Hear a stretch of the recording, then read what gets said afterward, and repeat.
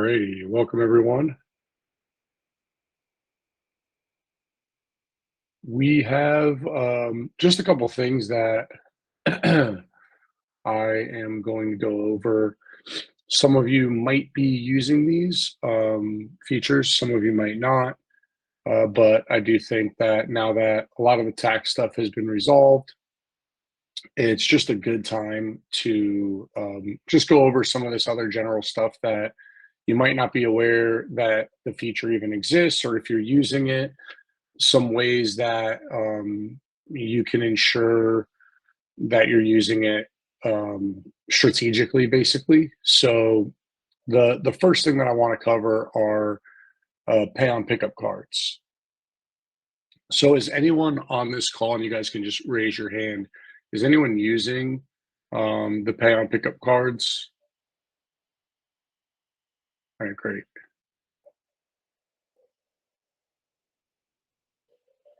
Richard, I don't think we changed. It's Richard just asked a question about the email issues. I don't know if you guys have noticed this, but Gmail's made Google's made a lot of changes in the past week or two.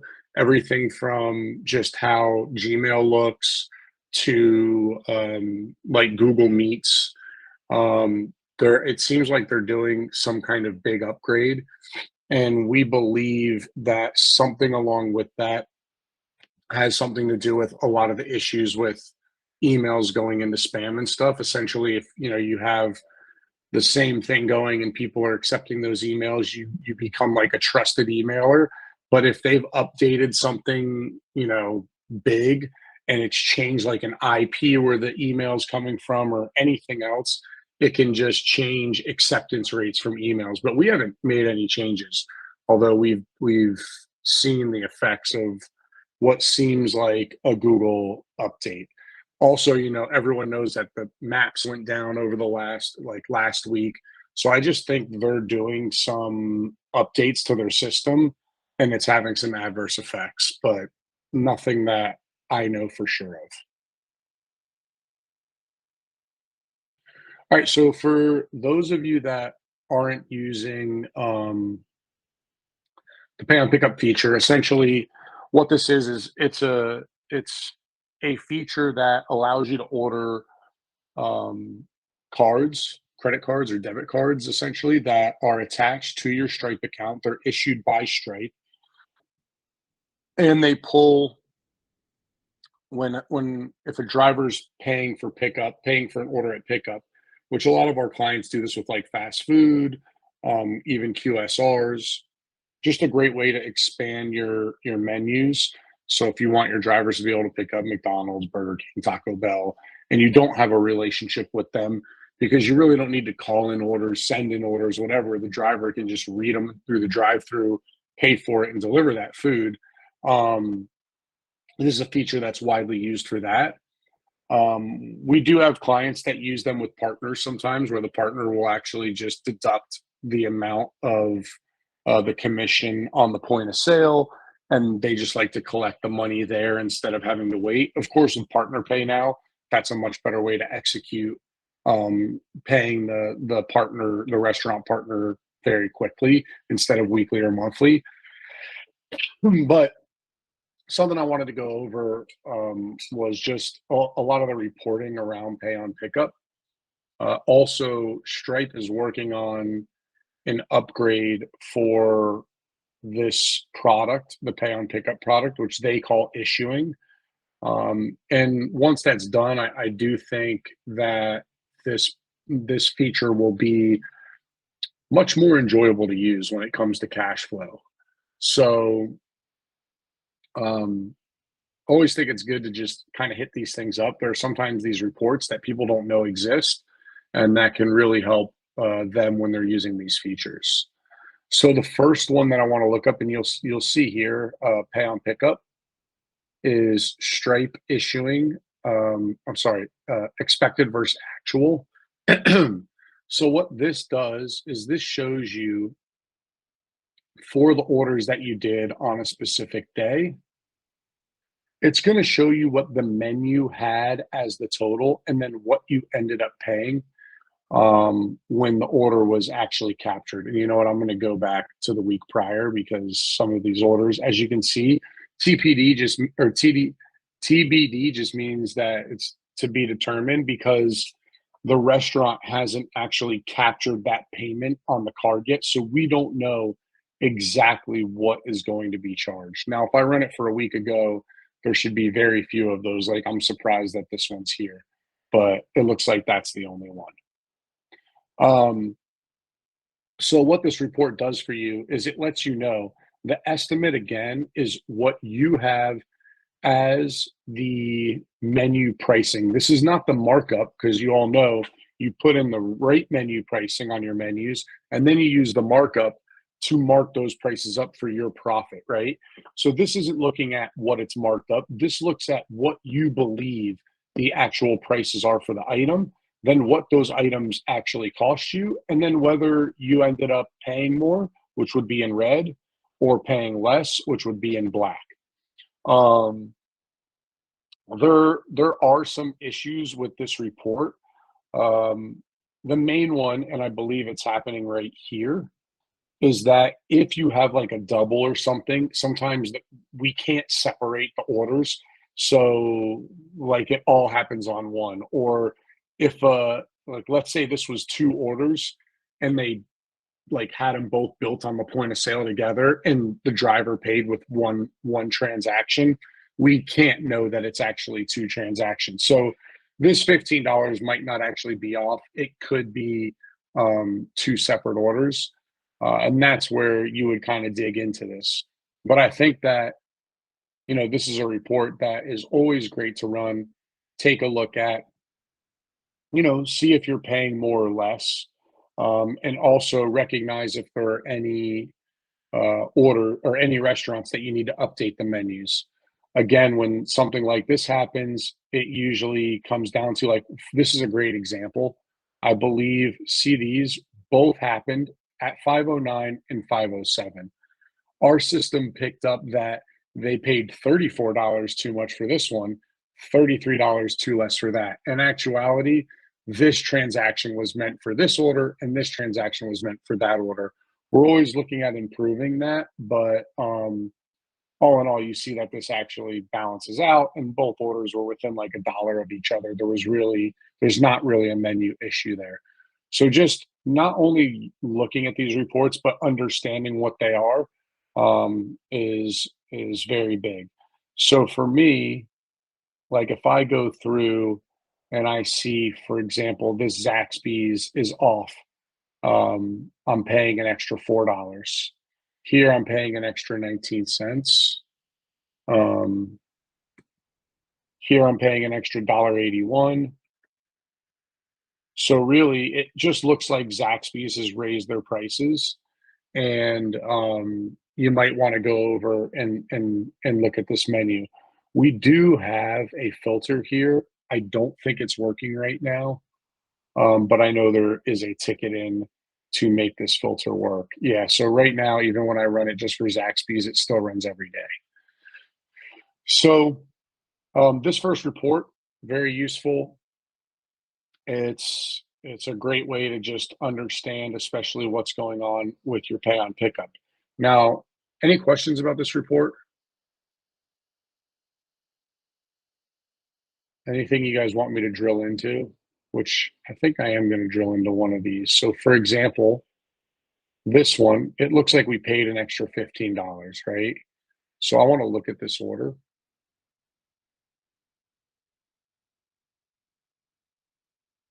We have this as collecting $39. Now, of course, that's probably with a markup, so 36 is about right. And they made a purchase there for $51. So if I wanted to see, you know, like maybe there's an order that didn't connect to this, like maybe two were in one here. There's a couple ways to do that. One is the actual usage report. So this report is a little different. This report, which is pay on pickup pop usage, and I'm going to run it for the same day. And for me, I have multiple screens, so I would put them side by side. What this shows you is this is actually what Stripe just told us, right? It's not like we think this happened. This is the merchant that Stripe has. This is the order number we believe it's attached to, card number, timestamps. And if there are any issues, you can also find some items here, which can be very useful. Um, so sometimes you'll see that at the bottom, which there are none here, there are orders that we couldn't connect to, or there are transactions we weren't sure what orders to connect them to. So that's just something that you can always look at to make sure that that if anything got doubled up, you can pull it out here. So what I'm going to do now is I'm going to look at this gondola, right? Gondola pizza. So we have 3 orders for them on the day here. And then I'm going to check the same thing here for gondola. We have 3 here as well. Totals are 7, 38, and 14. Order numbers ending in 328, 322, and 373. 322, 328, and 373. So really, there might be a big issue with this order. Some kind of pricing issue where you could go in, check this out, make sure that everything is the way it should be. If not, I would just, go in, edit that menu if it needs to be edited, or if there's some other issue, you can always let us know with support. But let's see if we go in here and check this out. 2 large pizzas. They've got them at $19.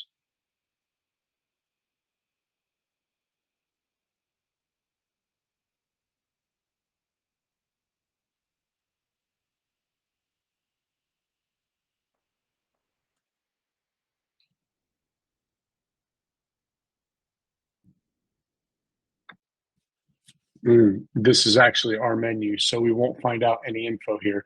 So that's something to keep in mind. Like if I were to price check here, I would be doing myself no good because I'm price checking off the actual menu through GFO, right? So let's see if they have, it doesn't look like they have an easily viewable menu online. So just as the owner, you would probably ask your driver, hey, grab a to-go menu, bring it into the office, take an image of it and send it to me. I got to see what's going on with this order, why these pizzas were an extra $15 than we thought they would be. Why did we get charged that amount? So um, just 2 good reports to look at when you're using um, the pay on pickup items. Let's see. Any questions on these or on the pay on pickup product?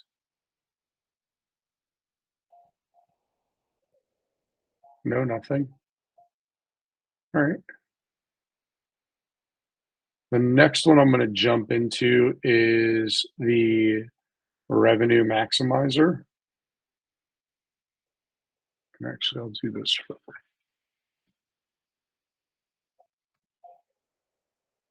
I've probably gone over this way in the past, but I know there are always new people on. This is another useful report to just kind of see your business in a snapshot. So I'm just running this for 1 week. And of course, this is something that, especially with gas prices today, if you're looking at making changes and seeing what things were, what they, what you want them to be now. But this gives you a nice snapshot. Your overall commission per order, overall additional charges, average markup, lease fees, your net delivery fees. So they're paying their drivers more than they're receiving in delivery fees in some cases here. The RDS average revenue per order, their margins, the average tip that the drivers are receiving per order. the average commission, which is the portion of the delivery fee the driver is receiving, the average driver earnings, average tip on subtotal. So they've got a pretty nice average here at 18%. Average delivery fee per order, average tip per order, again, average additional charges per order, markup, restaurant additional charges, which would go to the restaurant, and then your total delivery premium. And that just means like how much is a consumer paying on average to have delivery, right? So take out the food cost, any kind of markup, any delivery fee, including tip, just what are they paying? Which in this case, they're paying 38%, which is actually like a very, like what I would call a sweet spot number. Like somewhere between 35 and 40%, I think is a great number. The way you bring this number down is with the commission, right? Because the consumer doesn't pay the commission. It's the one thing that the restaurant pays you. So if your commissions are low, and I actually know that this client here, we'll look at one side, but we'll look at them side by side. They do more non-partners, so their premium will probably be over 50%, I'm guessing, maybe close to 60 even. There you go, 53%, right? And that's because their average commission on an order is $1.19 compared to their average charges. There's just a lot more fees here that the customer is incurring directly. So, but anyway, this report is just a great way to kind of look at your business, look at how you're charging your customers, what you're charging your customers, where you could possibly create more revenue for yourself, and also just compare to the past, right? So, you know, the average driver earning here is 939, and if I were to run this for last year,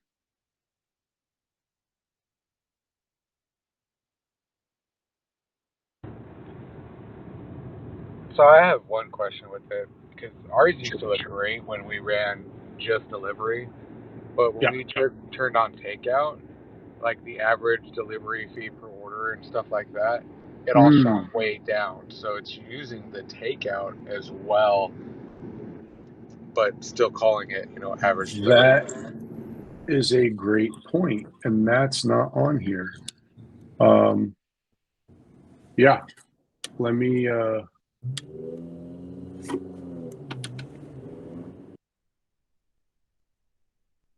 I need to add a ticket for that. We had when we built a lot of these features, and this is one of them that you know most clients weren't doing any takeout at all. So you're probably right. This isn't even like you should be able to run this for takeout orders or delivery orders or both combined and kind of see the blend and each of them individually, which would be easy for us to add.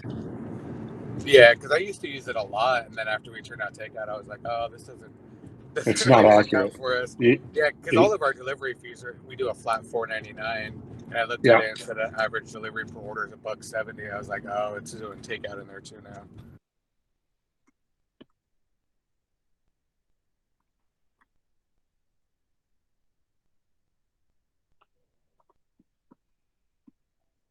Mm.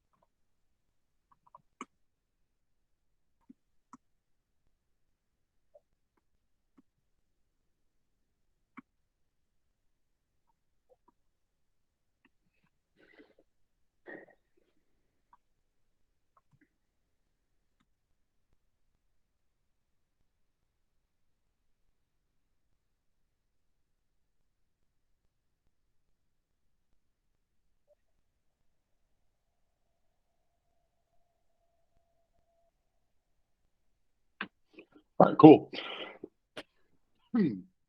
Thanks for calling that out. That's a good catch. Um, and would be hard to notice. But anyway, this we'll get that updated. Either way, it's a great way to just look at your commissions, your fees, and understand, why how you're making money, who's paying what, who's receiving what. If you notice here, the average driver pay went from like 795 to 995 from last year to this year, right? Which makes sense. I imagine many of you have increased your delivery fees recently due to the gas prices. And just going on that, there are a couple ways you can do this. So for those of you who aren't very familiar with how the fee structuring works, or ways to update that, let me give you a couple options here, show you. So first of all, on an independent restaurant, you can manage your fees here. So if you wanted to add, increase your fees in any way, you could do them using the mileage base. That was for a specific restaurant. If you want to do it globally for every restaurant in a location, you can do that as well. It's under your locations and delivery fees. You can load the default. So default is when you add a restaurant, it will automatically absorb this. You can then edit this. You can update all restaurants, set it as a default.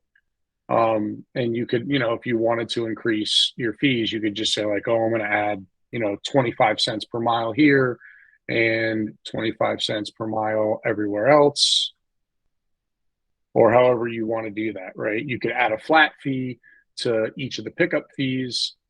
Either way, you can increase your fees that way. The other way to do this, which is probably the route I would go, is in your location doing additional charges and doing like a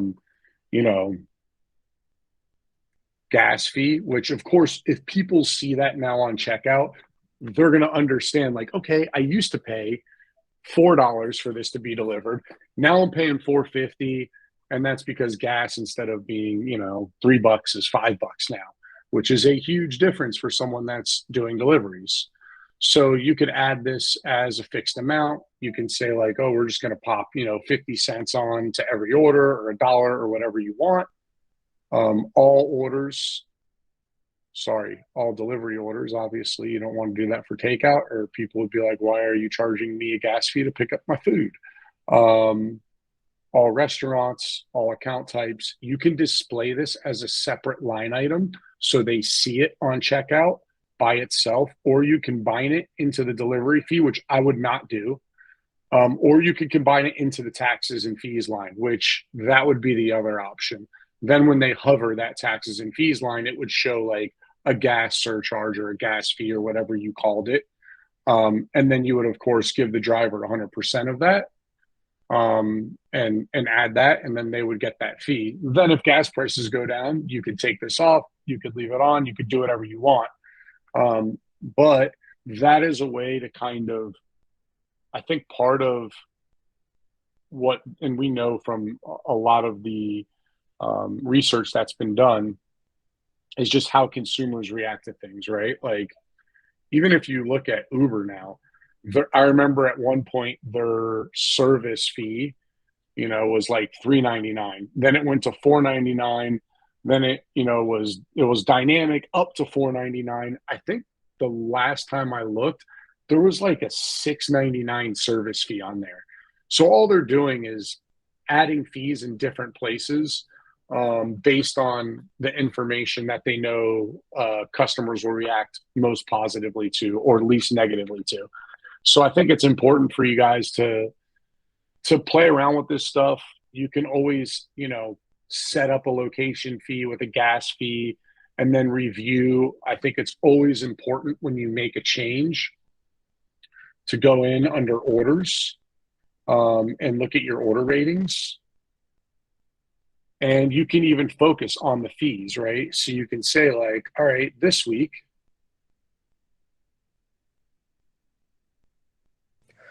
I had a what? question about the Sure, rating. sure. Can we take off them getting a delivery fee rating when they do pickup? Because some customers are cool. They'll put 5 stars on the delivery time and Mm, say, "Oh, we picked up." But then you have other customers that go in there and put a 1 star and say we picked up, and it's like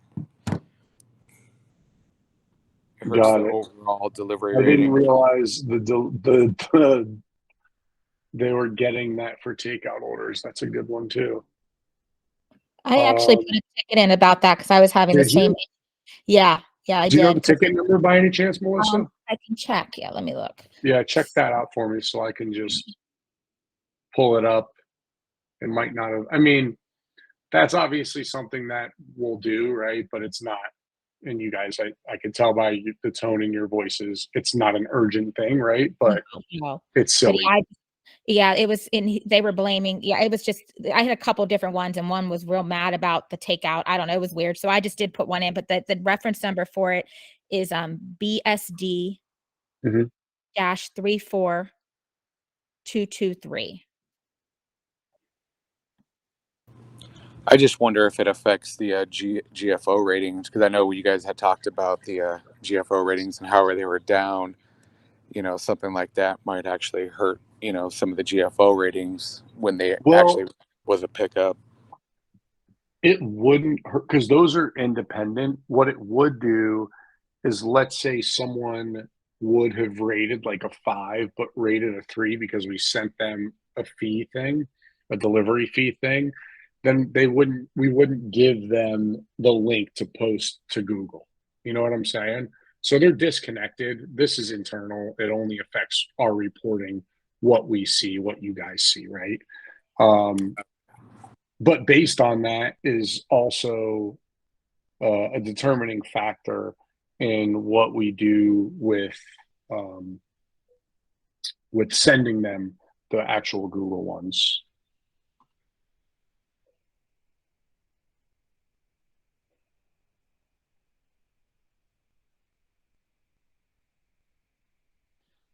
All right. I mean, I have this down. We do see that someone, we've confirmed it. It's there. Um, I'll get it into processing as soon as I can, but there are just some bigger tickets that we're dealing with right now. Thank you. No problem. All right. Any other questions on reporting?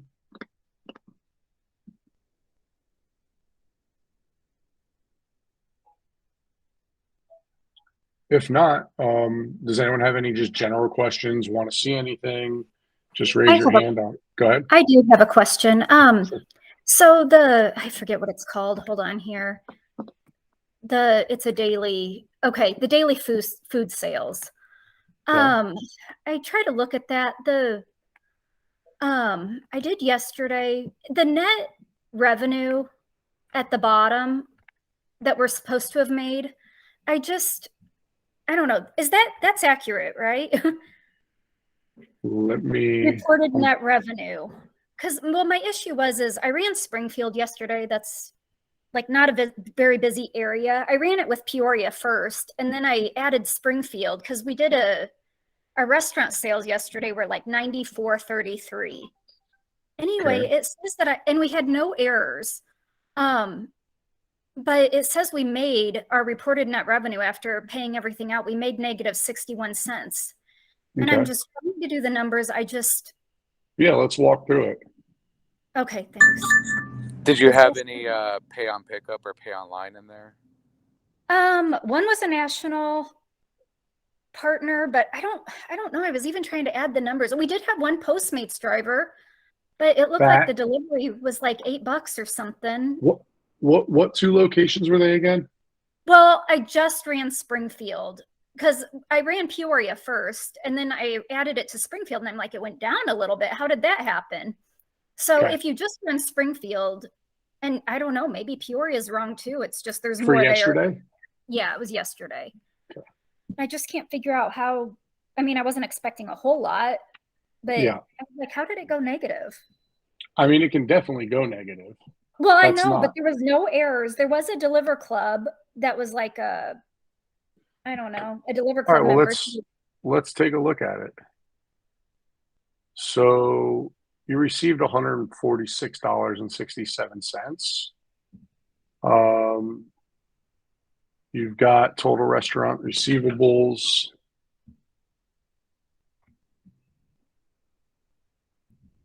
$146.67 minus 6 minus 78.75.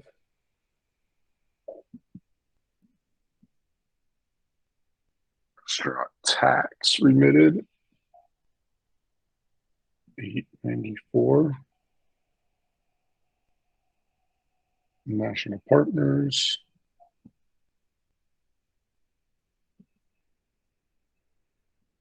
Tax for national partners.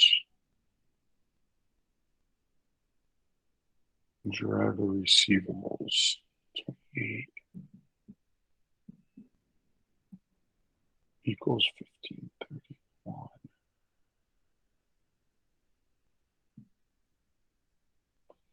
Minus 805.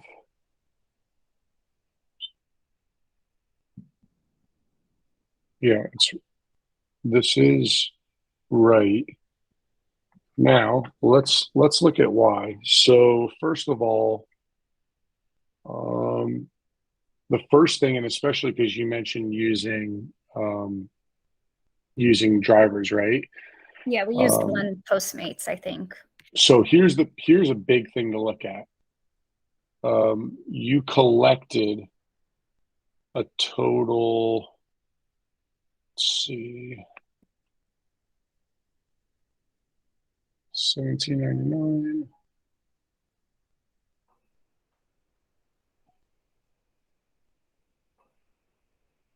$10.75, $28.74. Okay, that's not.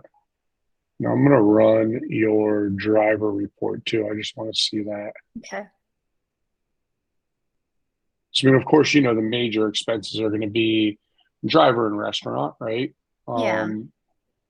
So I always like to look at those reports. And since you mentioned using Postmates, and really they can end up costing you more than you earned. Yeah, it looked like, because they don't get that tip, do they? They don't. They just get, like they get, $8. you could make more on it actually. Yeah, it looked like, I mean, we lost a little, but it wasn't anything crazy. No, I think it was like a 5-something delivery, and then there was a tip, and then it said that the Postmates was like 8-something, I thought. So it wasn't that much of a, there it is right there.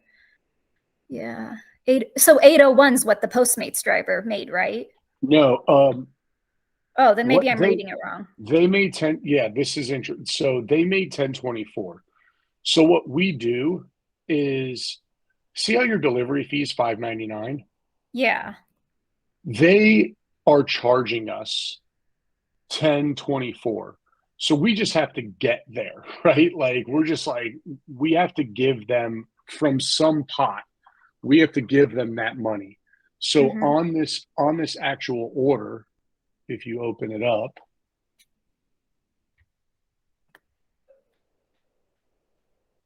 let's see. So we made 822 though, and we paid 10. What did it say? 10 something, 24 or something. Yeah, you made exactly. That's right. We didn't pay that much more for. No, it's not a crazy amount. But No. when you only do a handful of orders, right? And it's because there was so little yesterday. Yeah, that amount becomes plus your dispatch fees, and it was a GFO order. Like when you start putting all that stuff together, there's just really not a lot of meat on the bone, right?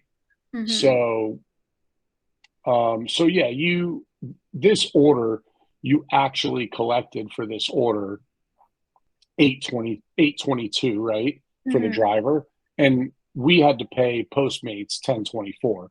So yeah, there's a little tiny loss there, nothing big, but that that does make sense, and that does, go into that margin for those orders. And then let's look at your total restaurant receivables.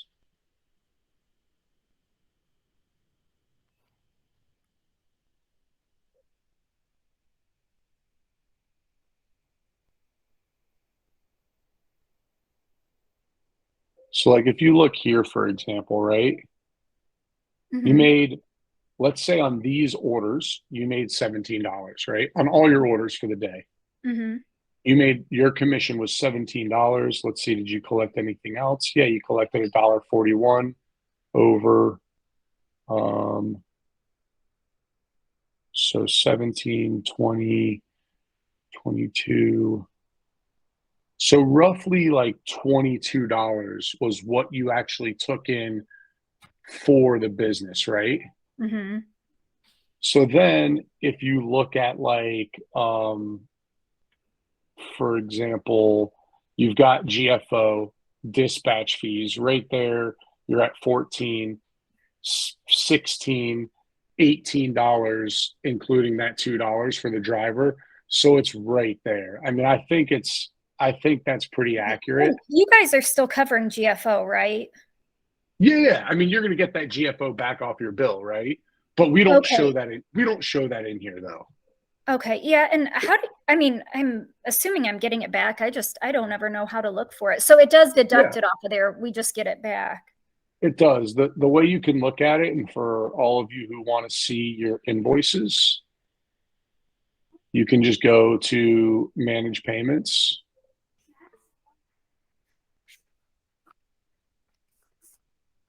Oh, I'm sorry. That's not where I want to go. Manage subscription. So here in manage subscription. Oh, this is not going to show because I'm in deliver close. Let's see. It's order to eat, right? Yeah. Order to eat delivery.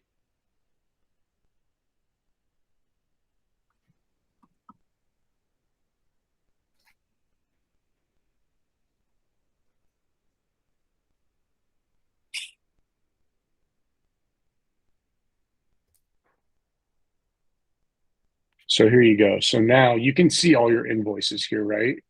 And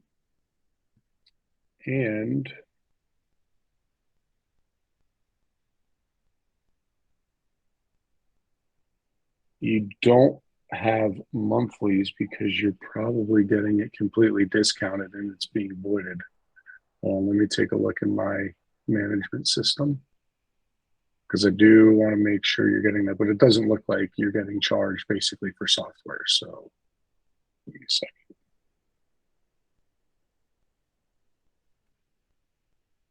Oh, wait. No, this is it. 2.1 to 228. So here's your GFO rebate right here. Okay. See that? And is that for all of our locations? That's for all your locations combined. Okay. And another way you can look at it too, right, is that it can only cover your per order fee and your per order fee of the software. Like, it doesn't cover Smart Confirm because that stuff is just expensive, but I believe if we add these two numbers up, they're going to equal the 431.40. So essentially all you're paying for, like, messages that are going out. Okay. All right. Thank you. And again, for everyone, we get a lot of emails about like, hey, can you tell me what this charge is for? Every single invoice is in your admin panel under that managed subscription place, that little area. All right, let's see if I have any questions or hands up.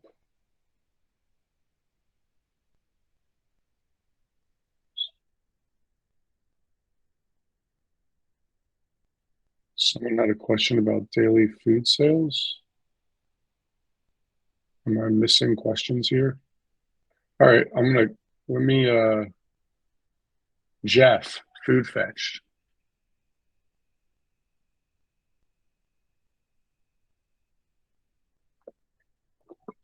Jeff, your hand's up.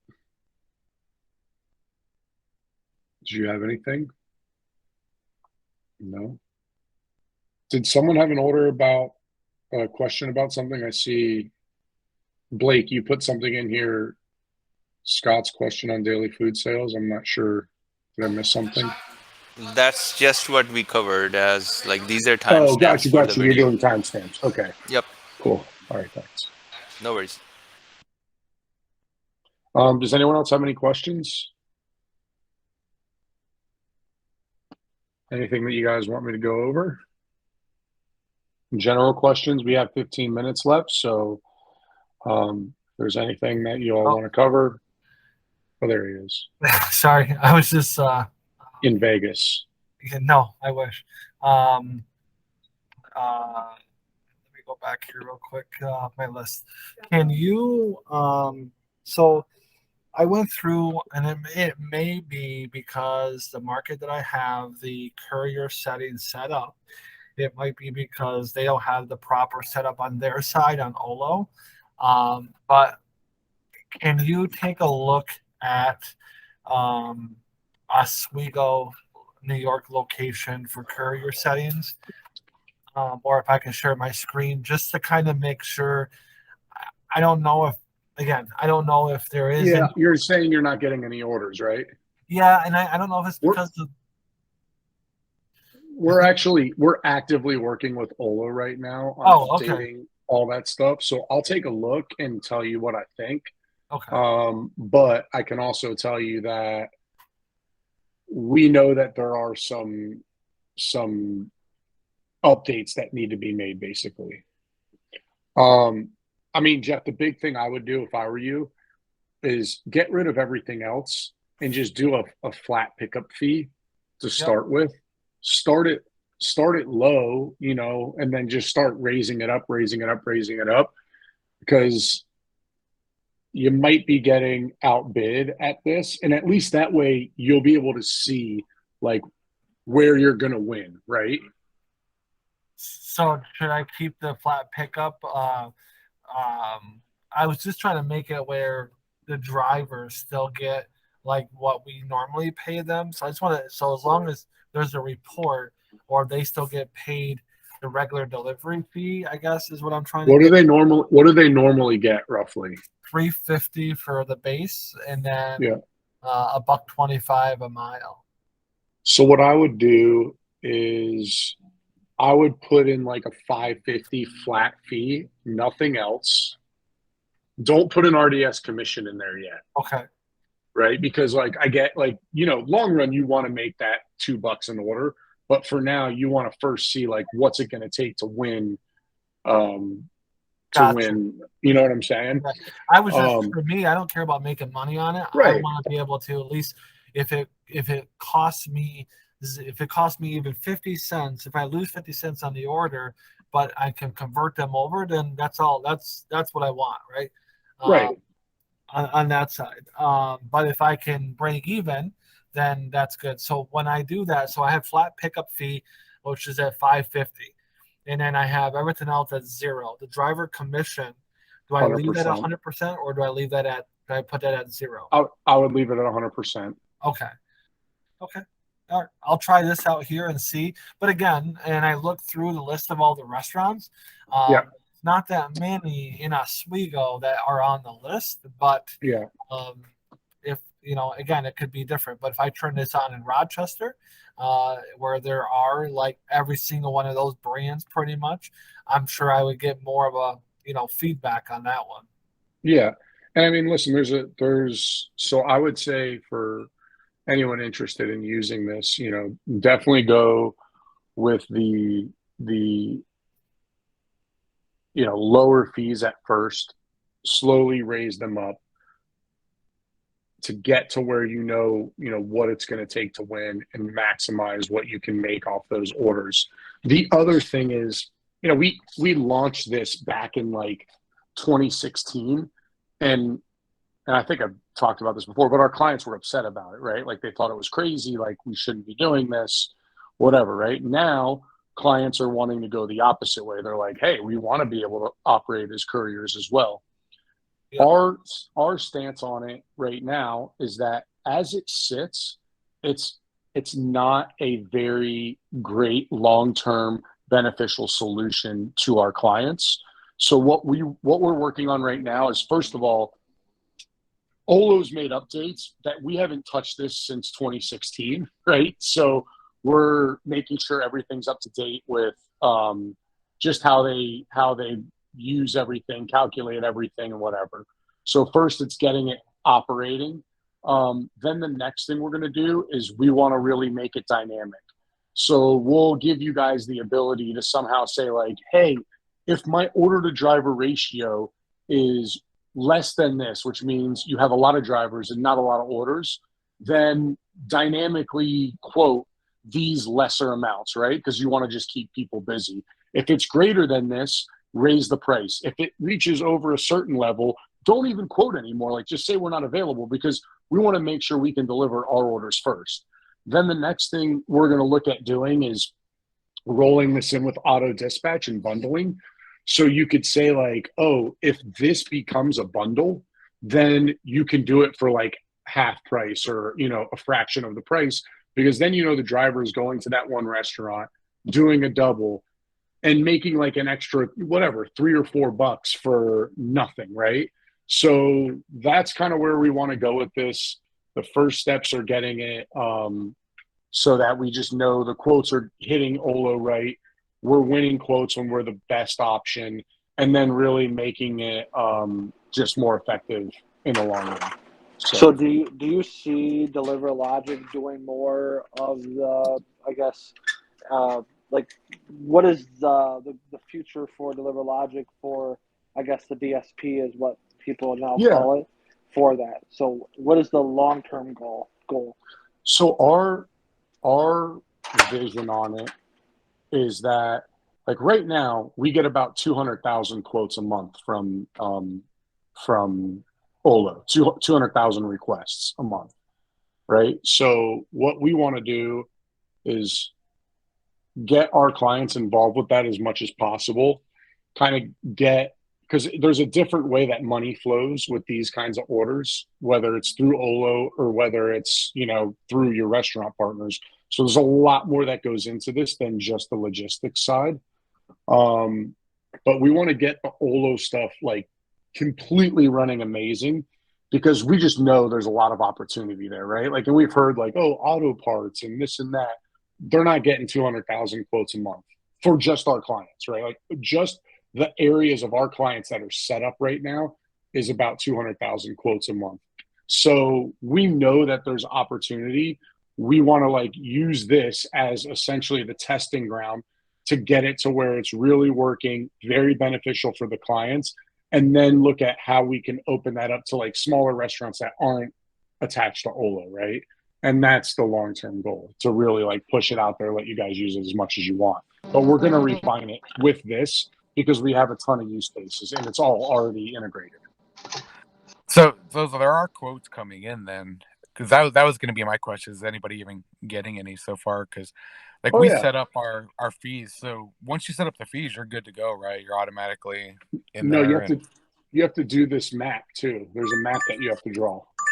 Yeah, I did the map and the fees. We just hadn't gotten any, so that's why I was wondering. Richard, I would say same thing. I believe that right now one of the things we're working on is that the per mile and per minute fee is supposed to be the greater of the two. I believe it's compounding right now. Like, they're pulling that fee in wrong. So we're sending them like, or we're sending it wrong, right? So it's supposed to be one or the other. And then there was a timing issue, like doing the calculations. So us hitting Google, we have to respond to Olo within like 0.3 milliseconds. And I also believe that part of what we're working on right now is when we're looking at going to Google, pulling the mileage, pulling the timing, doing the calculations, then sending it to Olo. Sometimes it's taking longer than that. So we're missing out on those quotes as well. That's why I was telling Jeff, like, just use a flat amount right now, use a small amount, don't do an RDS commission. So you'll be able to get as many quotes in as possible and start to see like winning them.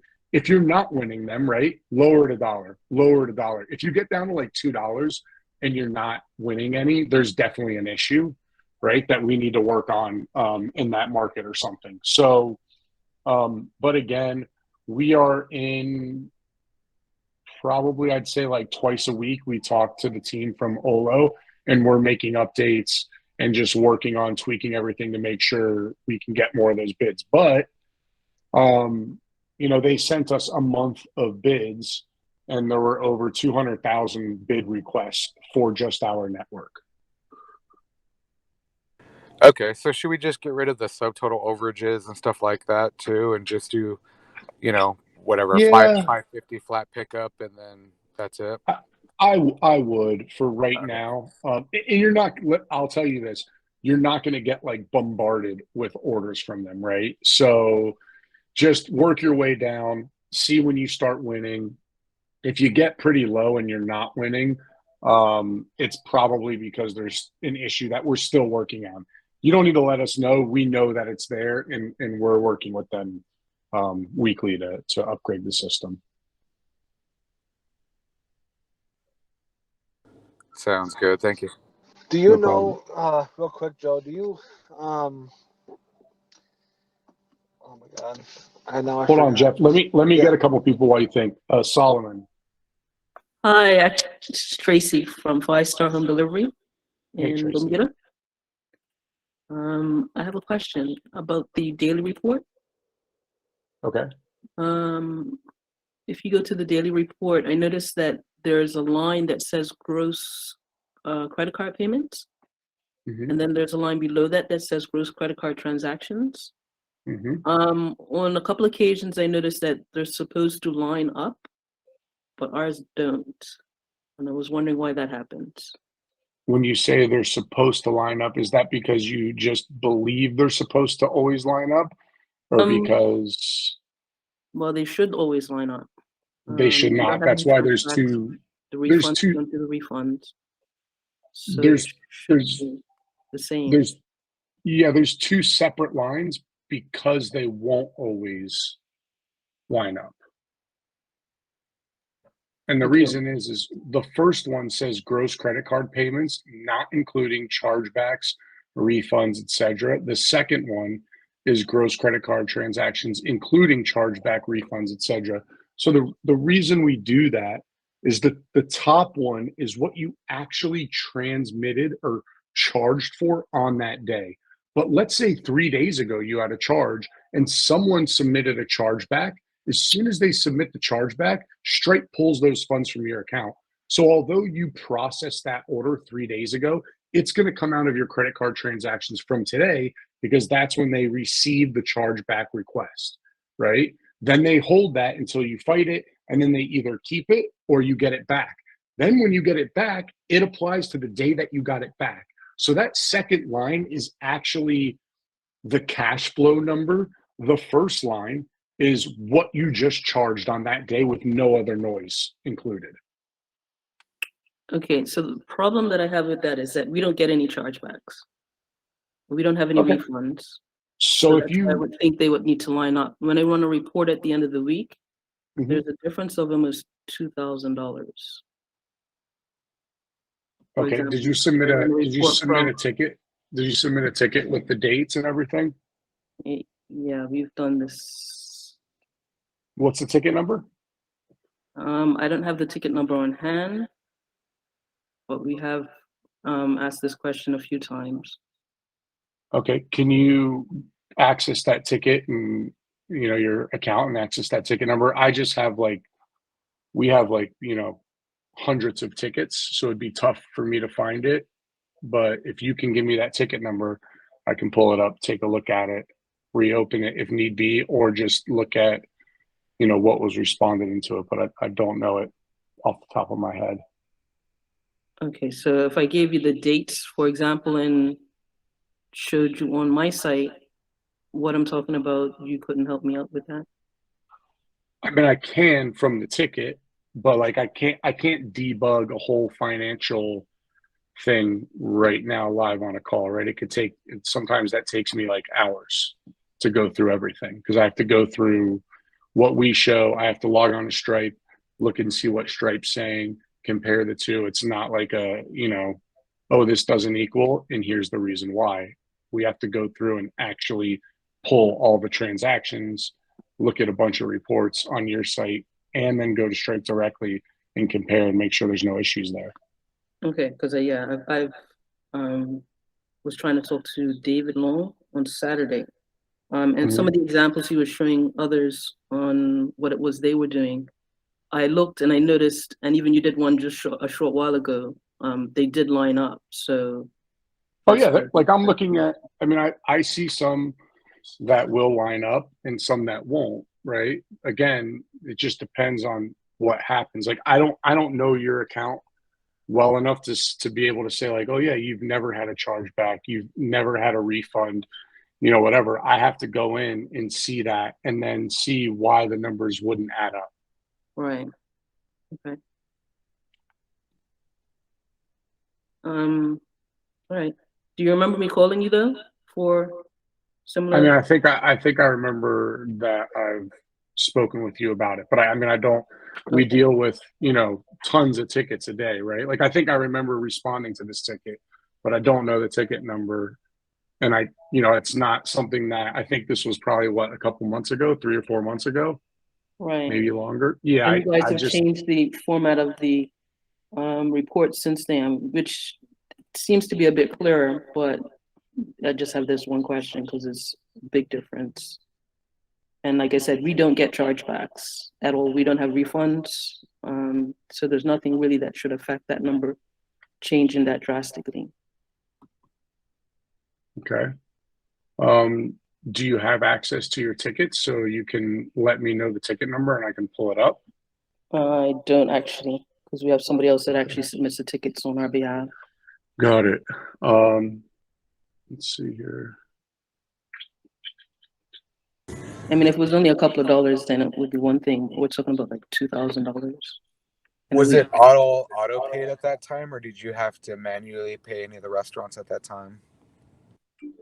At this time, we paying on pickup. So everything's on pay on pickup. Oh. So it's not like the situation that was before. We've switched everything over completely now. But there's still like a drastic difference.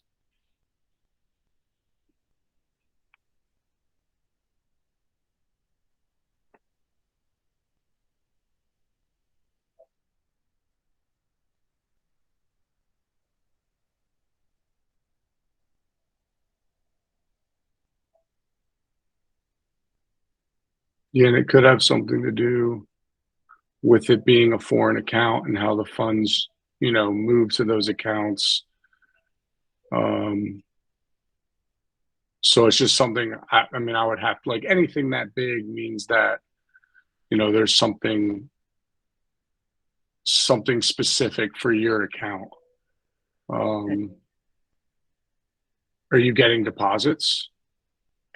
We are, but because of that, I guess it's questionable because we see the difference. The difference in what was charged? Yeah, in the two columns, in the two rows. Mm-hmm.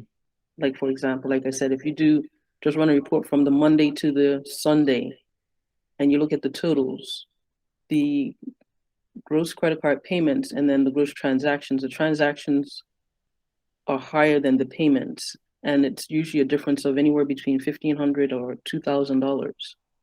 And we're just trying to understand, you know, where that's coming from. You're saying that it could be chargebacks or refunds, but we don't do chargebacks or refunds. So I'm just a bit confused. I just needed some clarity on that.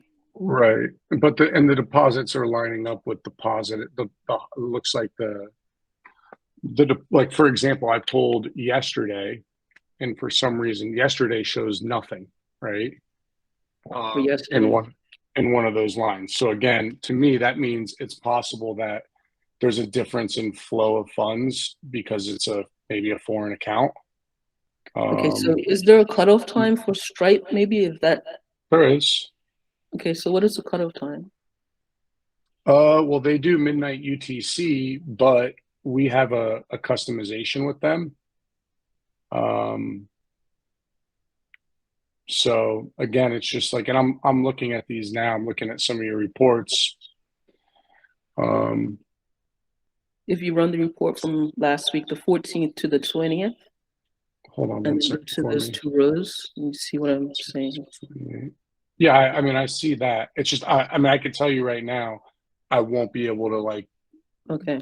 break this down on a call right now with you. But what I can do is I can look to see like, hey, how much of a deposit are you getting in comparison to how much credit card transactions we show you're processing? You know, does it look like there's a major issue there? So, and I mean, for example, the one I just pulled now from 2.2 to 2.28, it shows your gross credit card payments. The top line is 43 grand. The bottom line is 48 grand, right? So, there's definitely a difference there. And now I'm just going to your payouts to see what you received during that time period. It shows, let's see here.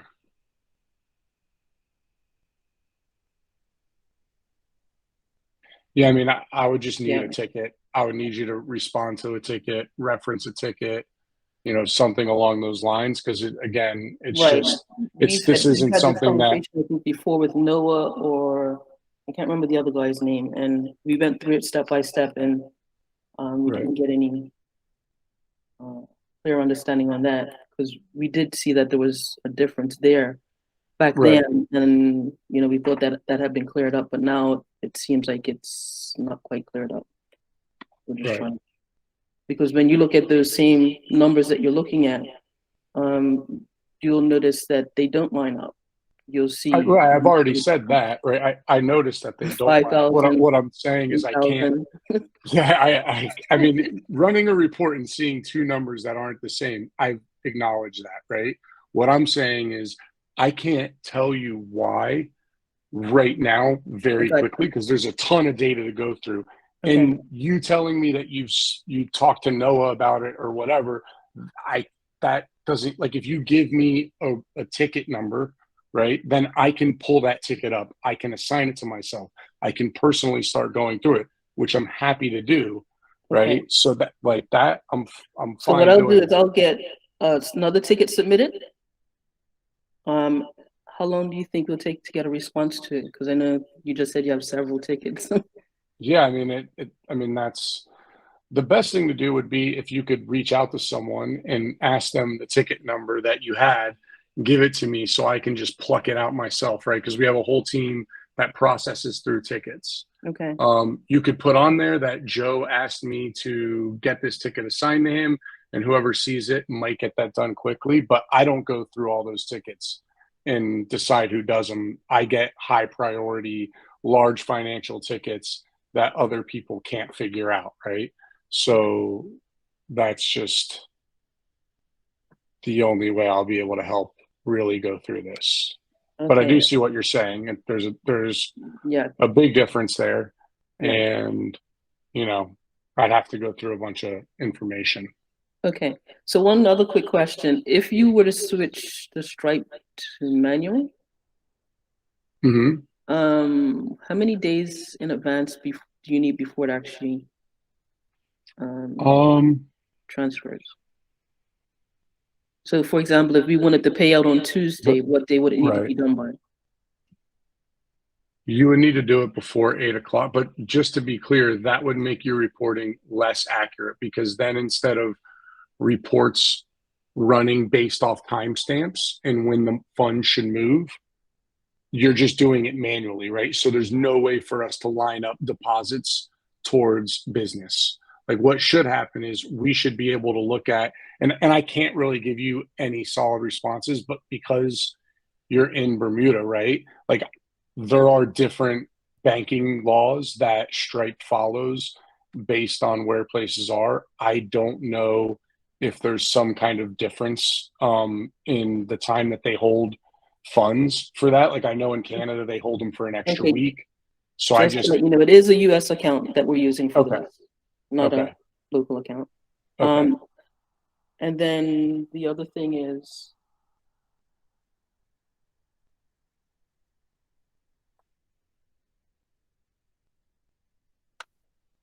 would the automatic weekly payouts be better than the manual? Automatic weekly wouldn't be bad. I would say I always suggest staying on automatic, whether you want to do it daily or weekly. Is up to you. But again, that's not going to change our reporting. That's just going to change when you receive your funds. Okay. Yeah. So like our reporting, we run based off the day, and then we don't copy what they say, because that's our checks and balances, right? Like we say, here's what we see in our system, and then we take what they do and just show you that as well, right?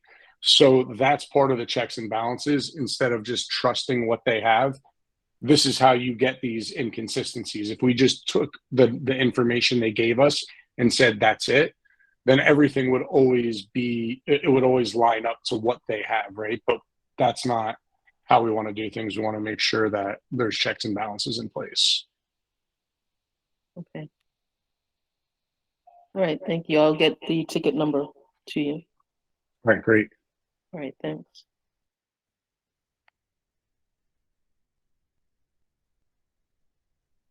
Any other questions?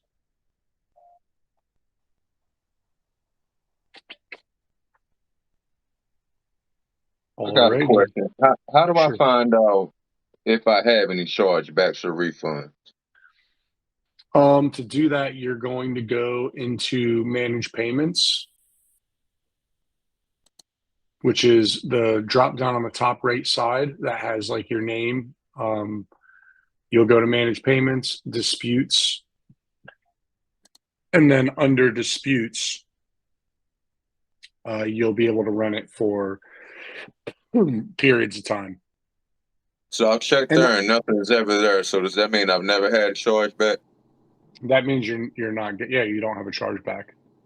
Okay, I'm not sure if I was checking the right spot or not. Thank you. Yep.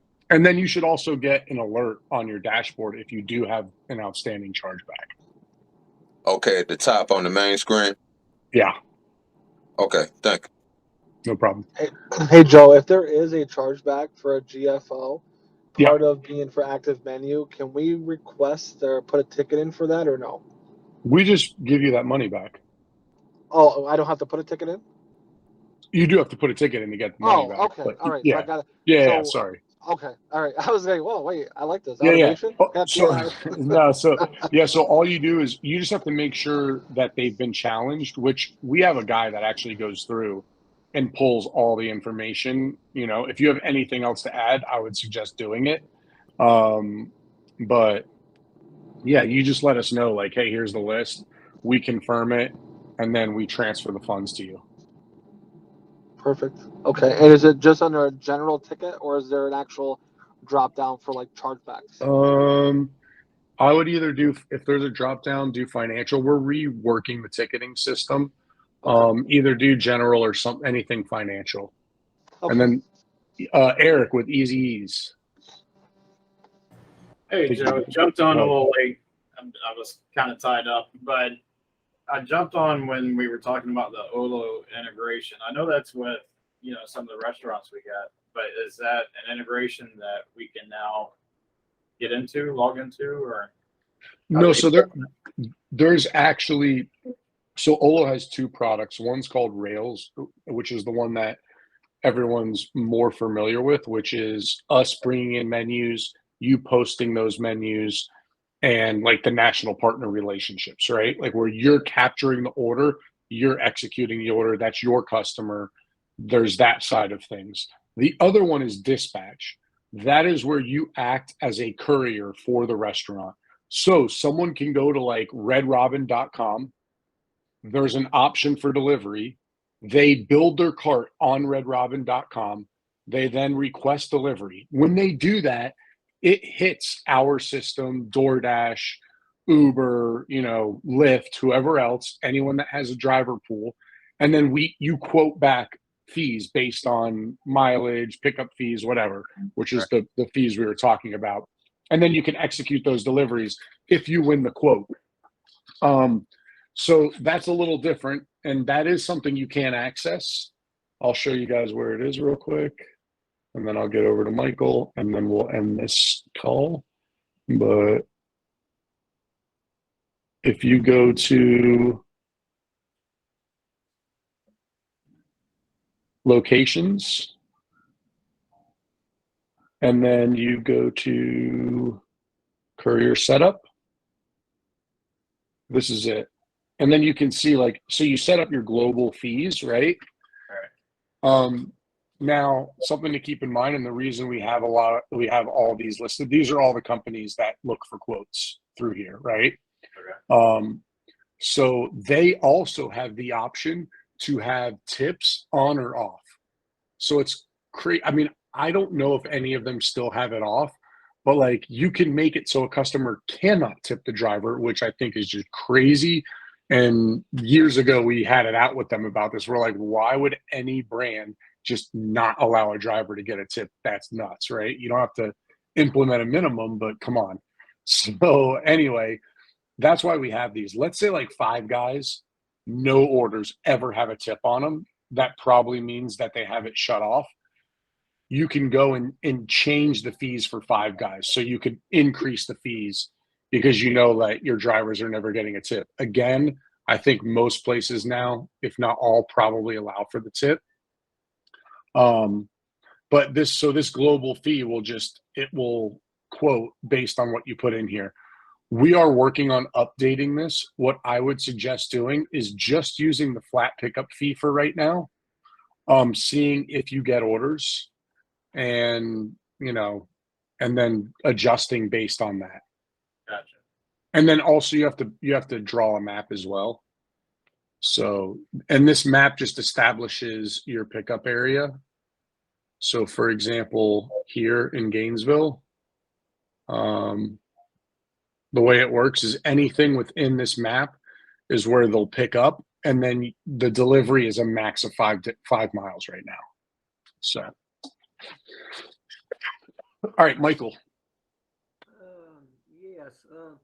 I was wondering, I've got mine set up for manual, but with the drivers is auto pay. So I'm just now starting this out, just starting up. So they're getting their money, but I've got it set to, I see it set to manual, and the guy at TTE, I think it was Trevor, said that I could need to manually move it to my LLC. Could you show me that movement there, how I would could utilize that manually on my part? And You're saying to deposit funds into your account manually? Yeah. I've got the the DeliverLogic. I've got the Stripe account set up and everything. And when I go in there and look at manage fees, that part of it, and see all that, where it says manual, I just need to be able to. He said I need to be able to manually move that to my LLC. It's tied into the on market account. Right. It's tied into my LLC, and I just manually move my part, like service fees or whatever's coming to me, and not my drivers. Well, if your drivers are on auto pay, it doesn't matter. That those funds will never hit your account. So you could be on manual, or you could be on auto. Yes, that's not really what I'm asking. I'm asking the part that I keep, not my drivers. My drivers get theirs. I've already checked that out, the one or two, and it's going into their account. It's the part that's left over that I have. Right. That I want to manually move my funds into my LLC.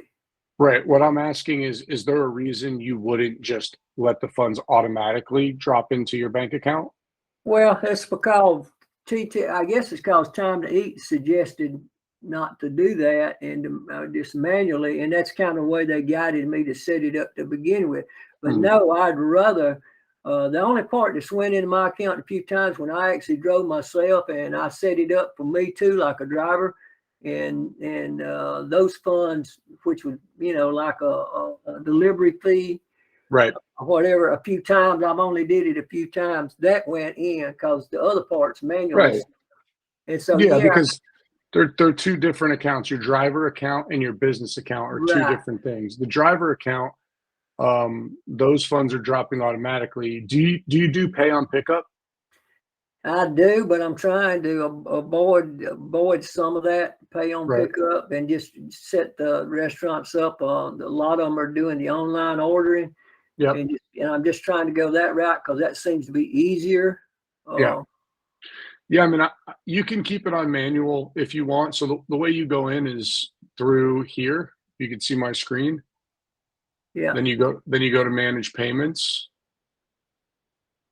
Yeah. And then you put the amount in here, a description, and then you create the payout, and it'll drop funds into your bank account the next day. Or you can switch to automatic, and it will just drop what's available into your account the next day. Okay, so where is it? Oh, that screen's kind of small right there. I apologize, but okay. Let's see. You went in under administration up there at the top. You got DeliverLogic report right under beside directory. Mine usually has my name there. Right. That's me. I'm DeliverLogic support. It will have your name there. So mine, I just go to manage subscription, manage payments, manage payments, down here and then manual. See, payout setup right here. Okay, payout setup. That's what I need to know. And I just change that to and then that'll go in. So let me ask you this: anything that's already went in there, will it do that, or will it start from when I switch it? It'll start from when you switch it. Okay, so I'll have to manually move any other funds. No. Oh no, sorry. Yeah, if you switch it to automatic, it will start depositing what you have available automatically. But at this point, it seems to be more confusing. It's sitting there and me manually moving it to tell what's going on. I think I can tell more what's going on if I see what's in my account, in the LLC account. I think you'd be fine with just switching to automatic payments. Great. I think that's what I'm going to do then. And I had this, that answered that question. Now to make sure my online orders. So I've got online ordering. Is online ordering usually the best way to go? I know the takeout's a little confusing to set up with those embed links. So I'm trying to learn that. And I've got a partner that's wanting to set up. And I was going to let him use a tablet. And I got to thinking about it. I said, I think since he's got online ordering, it'd be easier just to go with online ordering. So that's the way I set his page up. Yeah, I mean, we always suggest tablets are probably the best way. Definitely really? do that. Yeah, of course. And why? Because then you don't have to do it. It goes to the restaurant. They enter it in, and all the payments are, you're not calling, you're not going on and doing anything manually. You're just sending an order to them. They're plugging it in, and you're picking it up. So does that eliminate the driver ever having to place an order? Yeah, of course. Okay. See, I was told two things. I was told online ordering and setting it up online without the order logic was and pay online was easier. I mean, those are the easiest ways to start, but for longevity and for efficiency, you don't want to be handling those orders manually at all. You want to be able to have the system automatically send it to the restaurant. The restaurant has a tablet. They get the order alert. They enter it in, or you do point of sale integration. I would definitely say Dave's call. He'll go over all this stuff, which is on Mondays. Yeah, I bet he's the one that kind of guided me in this other direction. Yeah. And I undid the tablet. And basically what it is the online ordering. They use the integration in their POS without the way I set it up, without the tablet. Well, and that's fine. If you mean point of sale integration, that's also great. I thought when you say online, that usually means like an order comes to you, you go onto their site, you enter the order in on their site and go from there, right? Point of sale integration just means the order comes in, you send it, it goes right into their point of sale, which is great. Yeah, that's what I was trying to do, but I don't think mine's totally there yet, to be honest with you, because a lot of times they'll call in and they say something's wrong with the website or something, and something's wrong with their site, and you have to place the order when you get to the restaurant or call in the order yourself, the driver does, and then sometimes they'll use a virtual card, and sometimes dispatch calls it in, and we just go pick it up. So right. I'm not sure if I've got that set up right. So basically the steps to do the point of sale integration, is that pretty quick? Is that something you got time to I mean, I can't go over that now, but there is a point of sale integration call on Thursdays. So if you go to that events page, and I'll post the link here in the chat. There is a call specifically for integrations. And what time is that? I'm not sure off the top of my head. You can put the link up, but I mean, if it's through DeliverLogic events, I'll just click on it. I got another call tomorrow too, so. Yeah, that's where you're going to find it in that events page. So it's up there. The one Thursdays is at 12:30. So I would definitely suggest doing that one. And then Dave's Saturday and Monday's classes I would do for sure as well. So is that 12:30 Eastern time? It is. Okay, so it's tomorrow then. Okay, I'll just do that. I've seen the point of sale integration on there. Yeah. But that nobody said that, and mine might be set up that way. I could probably look at a tutorial or something. That was it. Alrighty. All right. right. Well, I have another call coming up, everyone. So thanks so much, and I will talk to you all next week. Everyone have a great rest of the day and a great weekend. Thanks. All right.